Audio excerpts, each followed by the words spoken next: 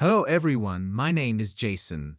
I am 37 years old, and I have always believed that my life with my wife, Madison, was impeccable. We lived together for 12 years, raised our 10-year-old son Eric, and I never doubted her loyalty. But something has changed in recent months. Her frequent delays at work have become commonplace. Madison often came home late, avoiding my questions. She attributed this to overloads and new projects. But her behavior made me uneasy. It all started with the little things. A new perfume that I didn't buy for her. Frequent phone conversations in another room. One evening, when I had cooked dinner, Madison came home later than usual. She looked tired and confused. I offered her a glass of wine. "Honey, let's drink to our evening," I said hopefully. "Jason, I have a terrible headache. I'd rather take a pill and go to bed," she replied, avoiding my gaze. This was the first disappointment. Her refusal of dinner and vague excuses became the first crack in our marriage. I started to notice even more changes. Madison often left the room when her phone rang. "Who called?" I asked once. "Oh, it's just a work colleague," she replied, quickly closing the phone screen. I decided not to insist, but suspicions began to grow. One day, Madison said she was going to meet her friends. My heart sank, but I pretended to believe her, although I had great doubts. "Okay, honey, enjoy the evening," I said, trying to hide my concern. She smiled at me, but her eyes remained cold. This time I decided to follow her. She parked her car at an expensive restaurant and went inside. I watched from afar. A few minutes later, I saw her meet a stranger.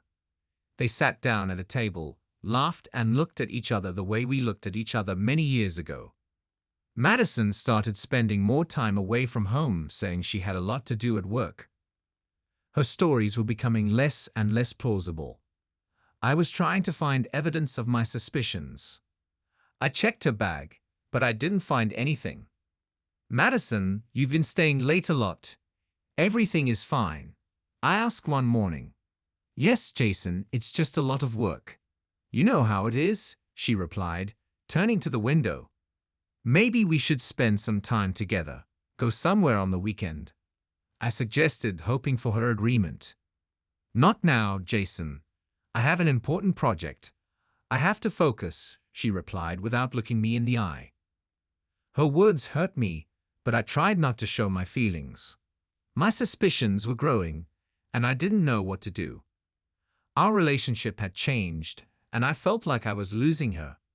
My anxiety grew every day. Madison was increasingly talking about meetings with friends or colleagues. I began to suspect that this was not the whole truth. One evening, when she said she was going to meet her friends, I decided to follow her. She left the house at 8 o'clock in the evening. I took the keys to my car and followed her car a few minutes later. Madison drove down the main street, then turned towards the city center. I kept a safe distance, trying not to attract attention. She parked in front of an expensive restaurant. I parked the car a little further away and got out, trying to remain unnoticed. Madison went inside, and I watched her from around the corner of the building. A few minutes later, I saw her meeting a strange man. They sat down at a table by the window. Madison and this man were laughing and acting like they were close friends. My heart sank. I came closer and tried to hear their conversation. "You look beautiful today," the man said, smiling at her. "Thanks, Ryan. You too," Madison replied, her voice soft and warm. "How are you doing at work?" "Everything is fine," Ryan asked. "Yes, everything is fine. But I miss meetings like ours," she confessed, and her face lit up with a smile. I couldn't believe my ears. Madison never told me about Ryan. I could feel jealousy and anger engulfing me. I decided to get back in the car and figure out what to do next. The next day, I tried to talk to her. "Madison, how was the meeting with your friends?" I asked, trying to hide my excitement. "Oh, It went great. We had a great time, she replied, avoiding my gaze. Her words sounded fake. I knew she was lying, but I didn't know how to get her to confess. My suspicions were confirmed every day. The next time she said she was going to a meeting with colleagues, I followed her again. She parked the car at the hotel. My heart was beating faster and faster. I watched as she went inside and headed for the elevator. I waited for a while, then entered the hotel and went to the reception. "Excuse me, may I ask which room was occupied by the woman who just came in?" I asked the receptionist. "I'm sorry, sir, but we can't divulge such information," he replied, smiling politely. I realized that I would not get an answer and returned to the car. Thoughts were swarming in my head. I had to find out the truth. The next day, when Madison was at work, I checked her bag and found the keys to the hotel room. These were the keys she had taken with her last time. "Madison, were you at the hotel yesterday?" I asked in the evening when she returned home. What? What are you talking about?" Her eyes widened and she froze for a moment. "I found these keys in your bag. What were you doing there?" I asked, holding the keys in front of her. She was silent, then turned away and went into the bedroom. I stood in the hallway, not knowing what to do next. The suspicions became reality, and I felt that I was losing her completely. It's been a few days since I found the keys to the hotel room. Madison became even more secretive. I saw how nervous she was every time I called and tried to avoid me. In the evenings, she increasingly sat in another room, talking on the phone. One evening, I decided to talk to her. I couldn't take the strain anymore. She was sitting in the living room, lost in her thoughts. I went over to her and sat down opposite her. "Madison, we need to talk," I said firmly. She looked up and looked at me.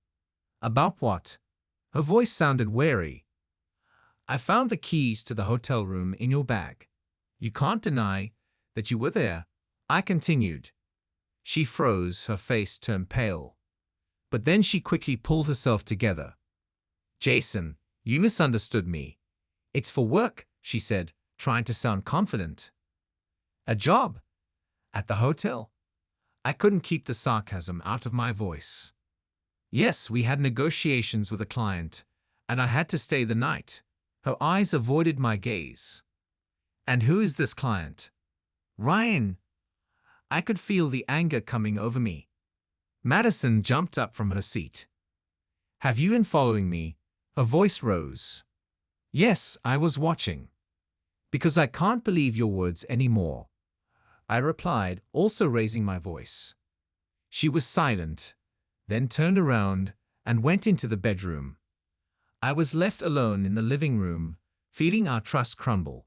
The next day, I decided to find out more about Ryan. I contacted a mutual friend and found out that he often goes to the same restaurant. In the evening, when Madison said again that she was going to a meeting with colleagues, I followed her. She parked in front of the same restaurant as last time. I went inside and saw her with Ryan.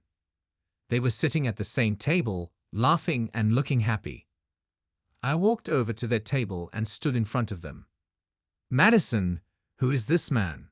I asked, looking straight at her. She turned pale and froze.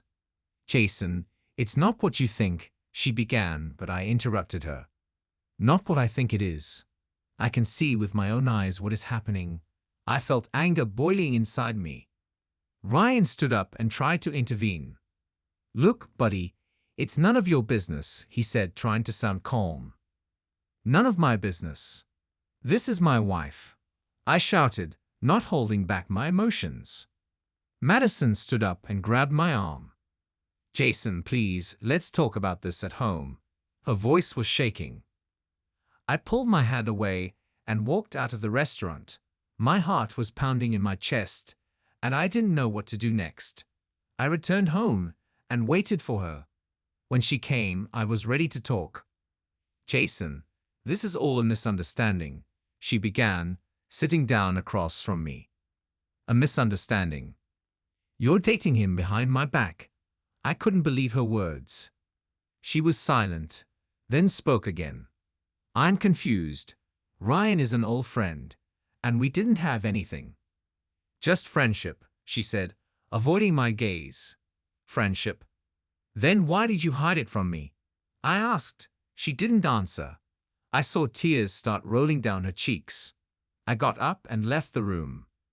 Our relationship was crumbling before my eyes, and I didn't know how to save it. After that encounter at the restaurant, my relationship with Madison became even more strained. She started avoiding me and spending more time outside the house. I tried to talk to her, but every time it ended in arguments. Madison became increasingly withdrawn and distant. One evening she came home late. Her face was pale and her eyes were red. She looked exhausted. I decided that I couldn't wait any longer and had to find out the truth. Madison, we need to talk right now, I said firmly as she entered the house. She sighed and threw her bag on the couch. What do you want to talk about, Jason? Her voice sounded tired. About us. About what's going on. I can't stand these secrets and lies anymore, I replied. She froze for a moment, then sat down opposite me. All right, tell me, she said, looking me straight in the eye. Who is Ryan? And why do you keep seeing him? I asked, trying to stay calm. She was silent, then looked away. Ryan is an old friend. We had feelings for each other many years ago. But now, I do not know what is going on, she said softly. You're lying, Madison. I saw you together. I saw the way you were looking at each other. I could feel the anger building inside me.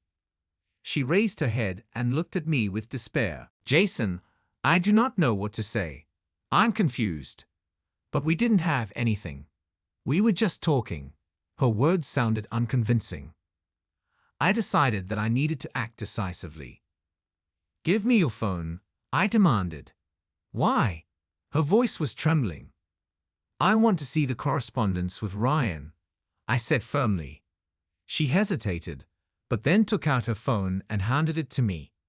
I opened the messages and started looking through them. My heart was beating so hard that it seemed like it was about to burst out of my chest. The correspondence was frank. They discussed meetings, plans, even feelings. It wasn't just a friendship. I felt the ground slipping away from under my feet. How could you? I whispered, not believing my eyes. Madison was silent. She sat with her head down, not trying to justify herself. We had a marriage, a family. Eric, my words stuck in my throat. She raised her head, and I saw tears on her cheeks. Jason, I didn't mean for this to happen. I don't know how it happened, she said softly. But it happened.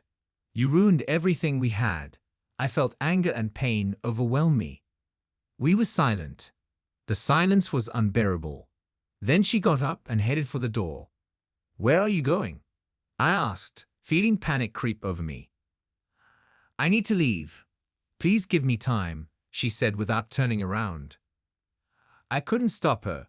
She walked out, leaving me in an empty house full of memories and pain. It's been a few days since Madison left. The house seemed empty and cold. I tried to distract myself with work, but thoughts about it would not let me rest. Eric often asked where Mom was, and I didn't know what to answer him. One evening, I was sitting in the living room when I heard the sound of a key in the lock. The door opened and Madison stood in the doorway. She looked tired and confused. I felt my heart clench with pain and hope at the same time. Jason, can I come in?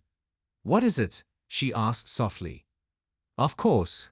Come in, I replied, trying not to show my emotions. She came in and sat down opposite me. We were silent for a few minutes. Then she spoke. I know I should have come back sooner. I needed time to think about it, she began. And what did you decide? I asked, looking at her. I realized that I had made a huge mistake. I can't justify my actions. I'm confused, and this shouldn't have happened. Her voice trembled. Ryan, I began, but she interrupted me. Ryan is no longer a part of my life. I've severed all ties with him. I want to try to fix it. If you'll let me. Her eyes were full of tears. I sighed and ran my hand over my face. Madison, I do not know if I will ever be able to forgive you completely. But for the sake of Eric and our family, I'm willing to try, I said, feeling my heart tighten with pain. She nodded, and tears streamed down her cheeks. I will do everything to regain your trust. I'm ready to work on our relationship, she said, her voice full of determination. We talked for a long time. We discussed our mistakes and how we can fix them. We decided that we would go to a family psychologist to try to restore our marriage.